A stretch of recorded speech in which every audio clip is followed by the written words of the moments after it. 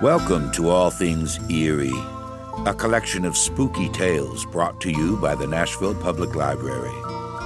Here we welcome the unwelcome, try to settle the unsettling, and play host to the undeparted, the undead, and, shall we say, the unreasonable.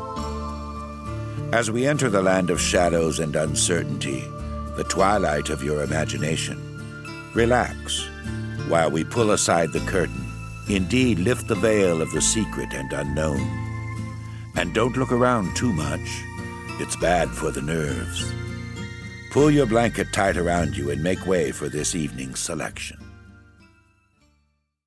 We interrupt the twilight to bring you another ghost story by Mr. Charles Dickens, The Trial for Murder. It is perhaps the best known of his ghost stories, second only to A Christmas Carol, which, by the way, had far too many happy events and helpful supernatural beings to please our own taste for the macabre and unwonderful. Here we have it, plain and simple, the quiet terror that follows seeing what we know we should not be able to see. And now, turn down the lights and join us for The Trial for Murder by Charles Dickens. I have always noticed a prevalent want of courage, even among persons of superior intelligence and culture, as to imparting their own psychological experiences when those have been of a strange sort. Almost all men are afraid that what they could relate in such wise would find no parallel or response in a listener's internal life, and might be suspected or laughed at. A truthful traveler, who should have seen some extraordinary creature in the likeness of a sea serpent, would have no fear of mentioning it. But the same traveler, having had some singular presentiment, impulse, vagary of thought, so-called vision, dream, or other remarkable mental impression, would hesitate considerably before he would own to it. To this reticence I attribute much of the obscurity in which such subjects are involved. We do not habitually communicate our experience of these subjective things as we do our experiences of objective creation. The consequence is that the general stock of experience in this regard appears exceptional, and really is so, in respect of being miserably imperfect. In what I am going to relate, I have no intention of setting up, opposing, or supporting any theory whatever. I know the history of the bookseller of Berlin. I have studied the case of the wife of a late astronomer royal as related by Sir David Brewster, and I have followed the minutest details of a much more remarkable case of spectral illusion occurring within my private circle of friends. It may be necessary to state as to this last that the sufferer, a lady, was in no degree, however distant, related to me. A mistaken assumption on that head might suggest an explanation of a part of my own case, but only a part, which would be wholly without foundation. It cannot be referred to my inheritance of any developed peculiarity, nor had I ever before any at all similar experience, nor ever have I had any similar experience since. It does not signify how many years ago or how few a certain murder was committed in England, which attracted great attention. We hear more than enough of murderers as they rise in succession to their atrocious eminence, and I would bury the memory of this particular brute, if I could, as his body was buried, in Newgate jail. I purposely abstained from giving any direct clue to the criminal's individuality. When the murder was first discovered, no suspicion fell. Or I ought rather to say, for I cannot be too precise in my facts, it was nowhere publicly hinted that any suspicion fell on the man who was afterwards brought to trial. As no reference was at that time made to him in the newspapers, it is obviously impossible that any description of him can at that time have been given in the newspapers. It is essential that this fact be remembered. Unfolding at breakfast my morning paper containing the account of that first discovery, I found it to be deeply interesting, and I read it with close attention. I read it twice, if not 3 times. The discovery had been made in a bedroom, and when I laid down the paper, I was aware of a flash, rush, flow, I do not know what to call it, no word I can find is satisfactorily descriptive, in which I seemed to see that bedroom passing through my room, like a picture impossibly painted on a running river.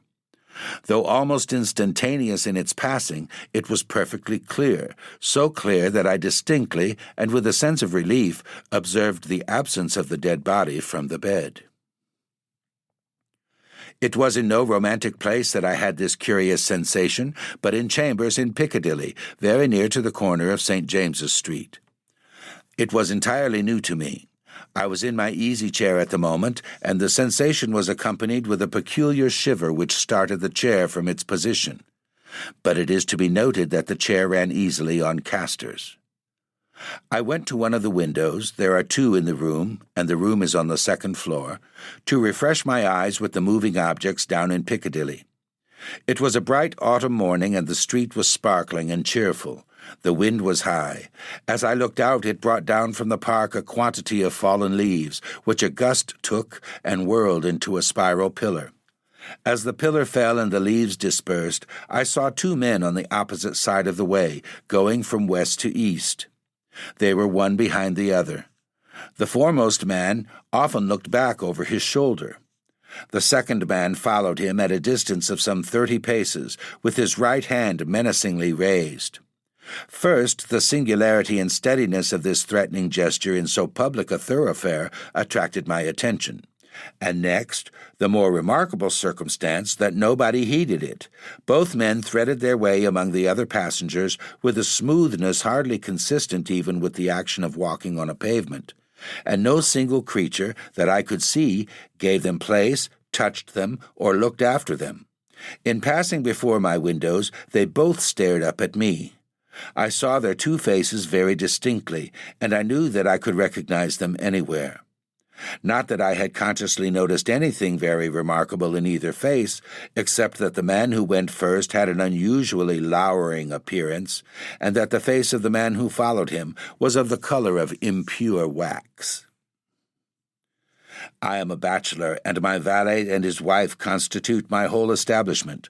My occupation is in a certain branch bank, and I wish that my duties as head of a department were as light as they are popularly supposed to be.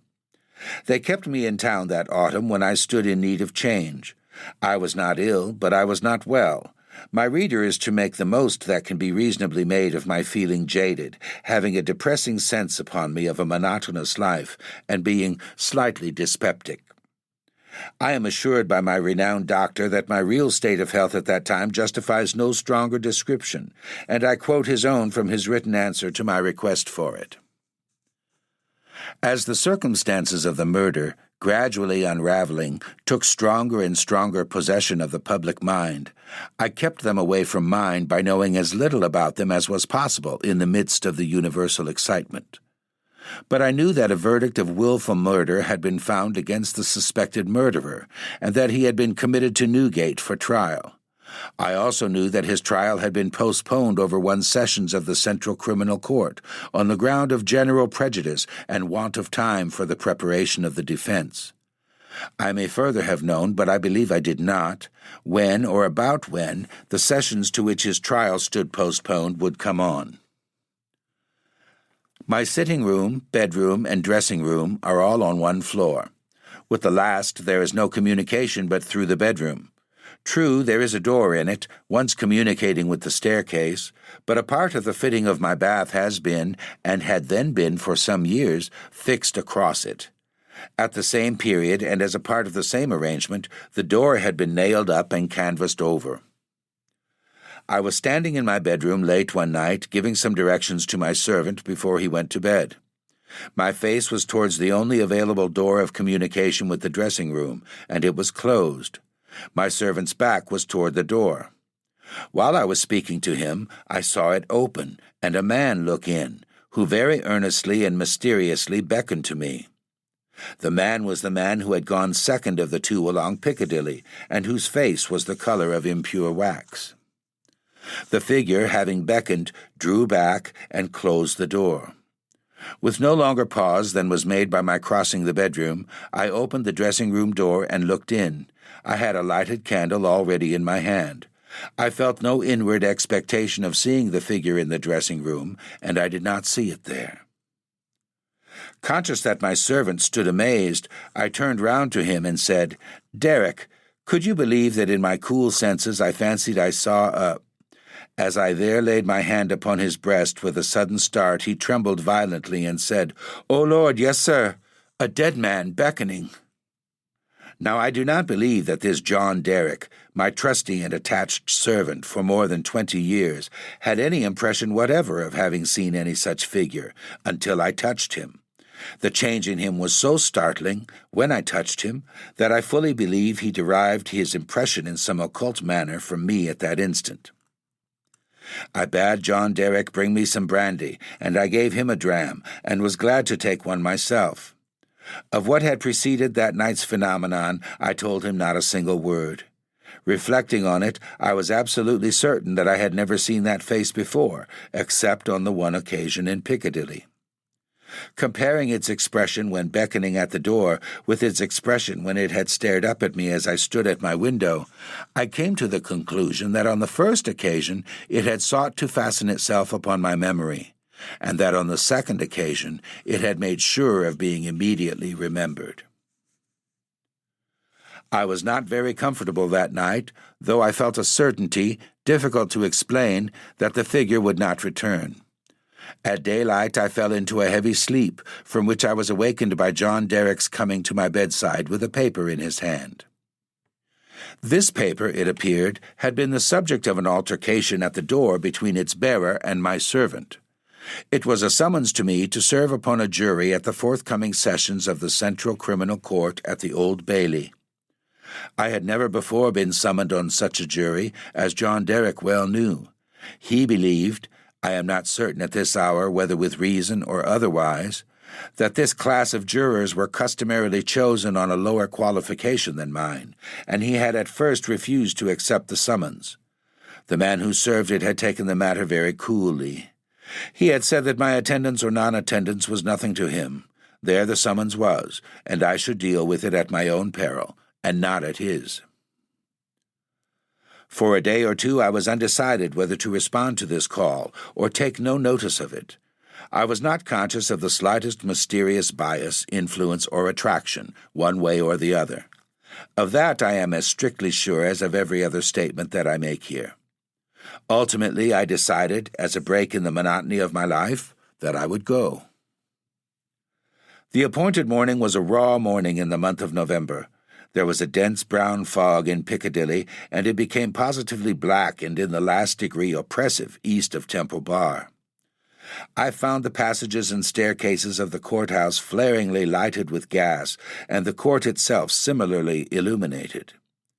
I think that, until I was conducted by officers into the old court and saw its crowded state, I did not know that the murderer was to be tried that day.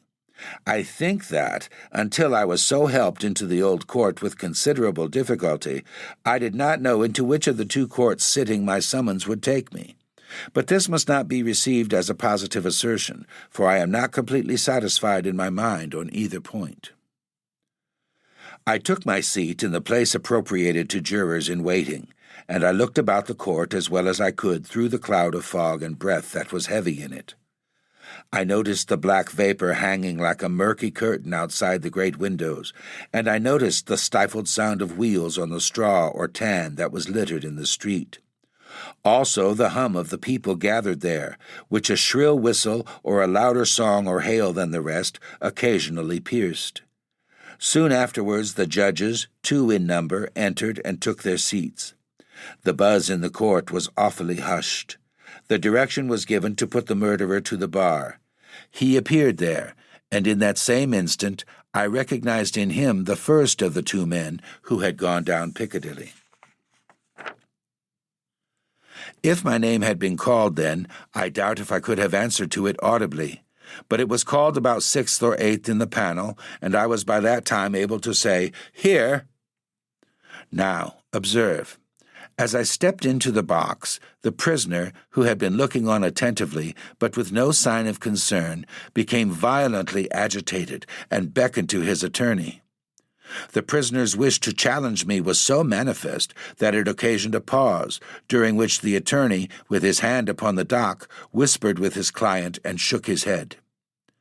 I afterwards had it from that gentleman that the prisoner's first affrighted words to him were, "At all hazards challenge that man," but that, as he would give no reason for it, and admitted that he had not even known my name until he heard it called and I appeared, it was not done.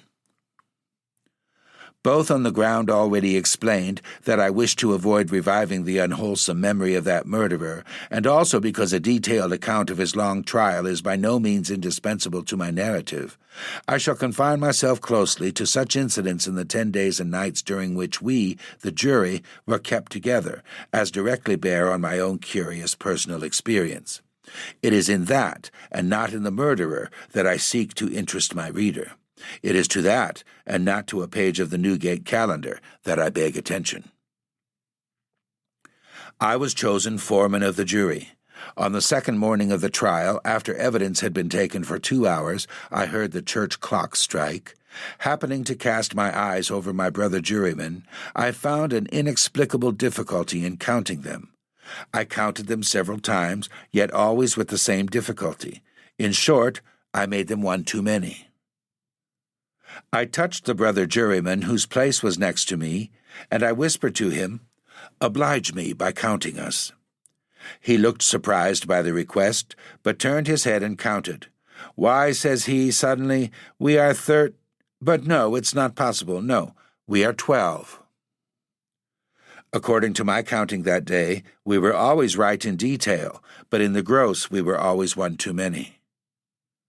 There was no appearance, no figure, to account for it, but I had now an inward foreshadowing of the figure that was surely coming. The jury were housed at the London Tavern. We all slept in one large room on separate tables, and we were constantly in the charge and under the eye of the officer sworn to hold us in safe keeping. I see no reason for suppressing the real name of that officer. He was intelligent, highly polite and obliging, and, I was glad to hear, much respected in the city. He had an agreeable presence, good eyes, enviable black whiskers, and a fine, sonorous voice. His name was Mr. Harker. When we turned into our 12 beds at night, Mr. Harker's bed was drawn across the door.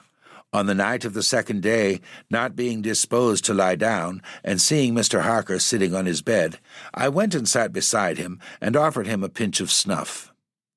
As Mr. Harker's hand touched mine in taking it from my box, a peculiar shiver crossed him, and he said, "Who is this?"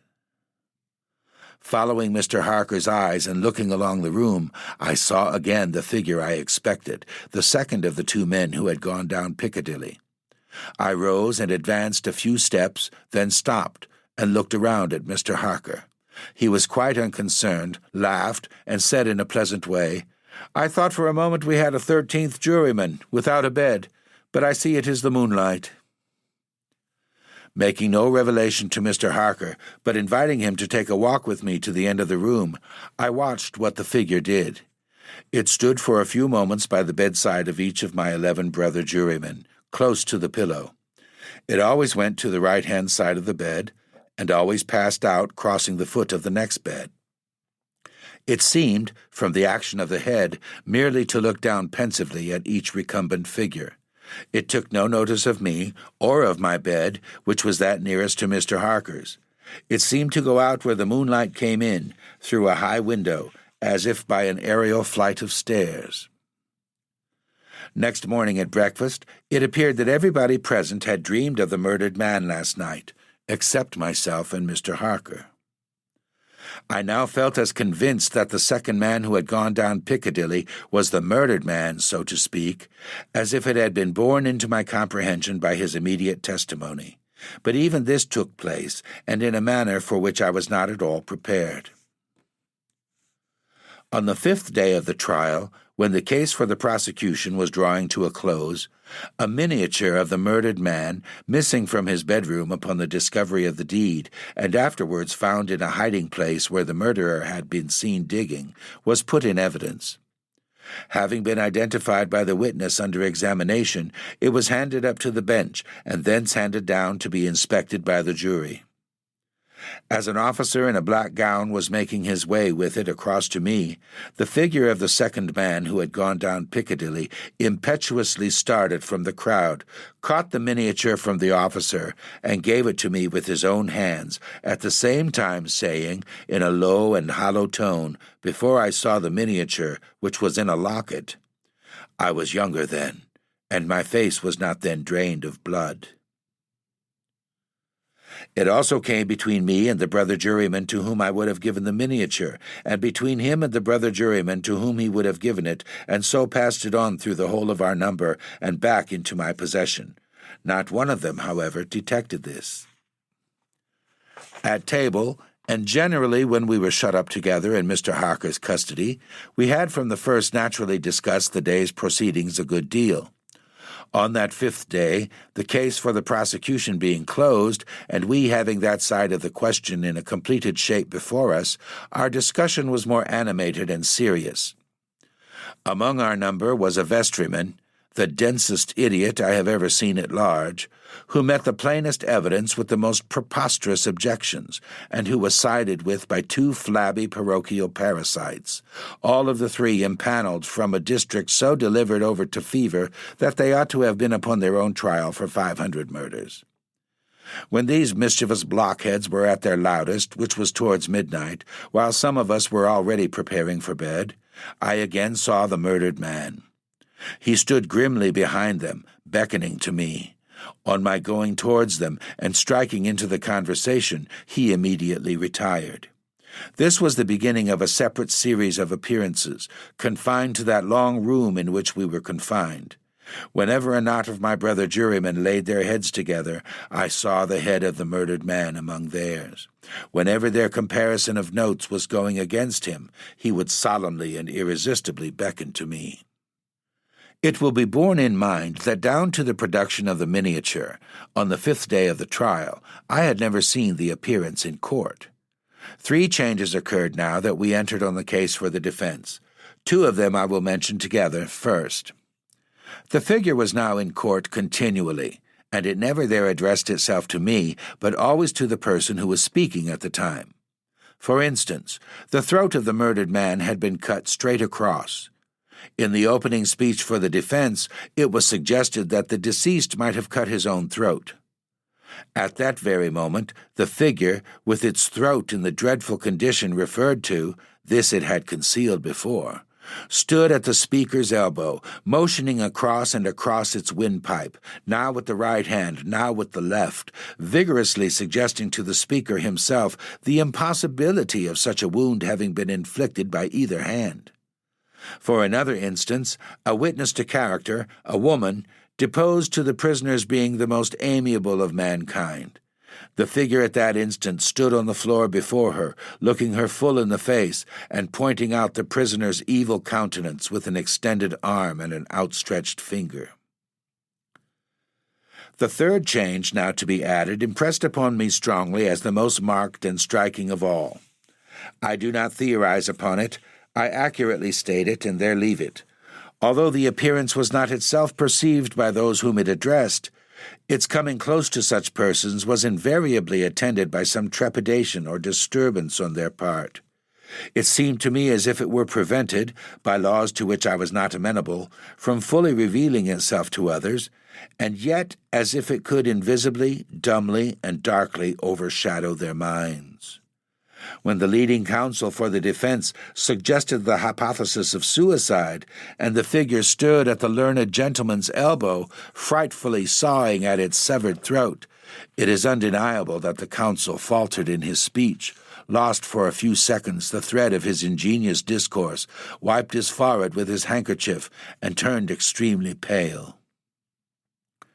When the witness to character was confronted by the appearance, her eyes most certainly did follow the direction of its pointed finger, and rest in great hesitation and trouble upon the prisoner's face. 2 additional illustrations will suffice. On the 8th day of the trial, after the pause which was every day made early in the afternoon for a few minutes' rest and refreshment, I came back into court with the rest of the jury some little time before the return of the judges. Standing up in the box and looking about me, I thought the figure was not there, until, chancing to raise my eyes to the gallery, I saw it bending forward and leaning over a very decent woman, as if to assure itself whether the judges had resumed their seats or not. Immediately afterwards that woman screamed, fainted, and was carried out. So with the venerable, sagacious, and patient judge who conducted the trial. When the case was over, and he settled himself and his papers to sum up, the murdered man, entering by the judge's door, advanced to his lordship's desk, and looked eagerly over his shoulder at the pages of his notes which he was turning. A change came over his lordship's face. His hand stopped. That peculiar shiver that I knew so well passed over him. He faltered. "Excuse me, gentlemen, for a few moments. I am somewhat oppressed by the vitiated air," and did not recover until he had drunk a glass of water. Through all the monotony of 6 of those interminable days, the same judges and others on the bench, the same murderer in the dock, the same lawyers at the table, the same tones of question and answer rising to the roof of the court, the same scratching of the judge's pen, the same ushers going in and out, the same lights kindled at the same hour when there had been any natural light of day, the same foggy curtain outside the great windows when it was foggy, the same rain pattering and dripping when it was rainy, the same footmarks of turnkeys and prisoner day after day on the same sawdust, the same keys locking and unlocking the same heavy doors. Through all the wearisome monotony which made me feel as if I had been foreman of the jury for a vast period of time, and Piccadilly had flourished coevally with Babylon, the murdered man never lost one trace of his distinctness in my eyes, nor was he at any moment less distinct than anybody else. I must not omit, as a matter of fact, that I never once saw the appearance which I call by the name of the murdered man look at the murderer. Again and again I wondered, why does he not? But he never did. Nor did he look at me after the production of the miniature until the last closing minutes of the trial arrived. We retired to consider at 7 minutes before 10 at night. The idiotic vestryman and his 2 parochial parasites gave us so much trouble that we twice returned into court to beg to have certain extracts from the judge's notes reread. 9 of us had not the smallest doubt about those passages. Neither, I believe, had anyone in the court. The dunder-headed triumvirate, having no idea but obstruction, disputed them for that very reason. At length we prevailed, and finally the jury returned into court at 10 minutes past 12. The murdered man at that time stood directly opposite the jury box, on the other side of the court. As I took my place, his eyes rested on me with great attention. He seemed satisfied, and slowly shook a great gray veil, which he carried on his arm, for the first time, over his head and whole form. As I gave in our verdict, guilty, the veil collapsed, all was gone, and his place was empty. The murderer being asked by the judge, according to usage, whether he had anything to say before sentence of death should be passed upon him, indistinctly muttered something which was described in the leading newspapers of the following day as a few rambling, incoherent, and half-audible words, in which he was understood to complain that he had not had a fair trial because the foreman of the jury was prepossessed against him. The remarkable declaration that he really made was this: "My lord, I knew I was a doomed man when the foreman of my jury came into the box. My lord, I knew he would never let me off, because, before I was taken, he somehow got to my bedside in the night, woke me, and put a rope around my neck."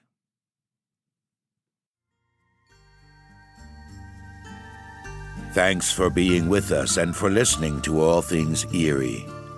For more shivers, stories, and episodes, visit the Nashville Public Library website at library.nashville.org. Feel free to leave requests or suggestions. Original music for this podcast is by Dawn Northwind and was produced and recorded by Adam Dean. Art design is by Allison Price. NPL studio engineering is by Forrest Eagle. All of whom, with me, send their very best wishes to you for a very good night.